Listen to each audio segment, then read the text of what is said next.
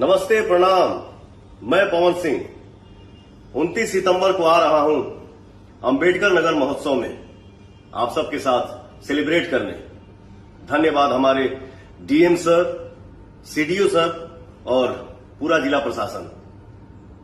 Hello everyone, नमस्ते, प्रणाम। मैं हूं आप सबकी अपनी अक्षरा सिंह और आ रही हूं आपके अपने शहर अंबेडकर नगर महोत्सव 2025 में 22 फरवरी को अपनी पूरी टीम के साथ। बहुत बहुत धन्यवाद कहना चाहती हूं DM sir of Ambedkar Nagar Shri Avinash Singh ji और जिला प्रशासन अंबेडकर नगर।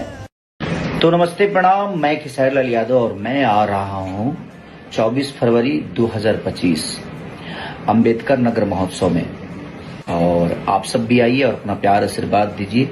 मैं डीएम सर अविनाश जी को ढेर सारी बधाइयां देता हूं। हम कोशिश करेंगे कि वहां आकर आप सबका मनोरंजन भरपूर करें और आपका दिल जीत कर आए। तो लव यू ऑल।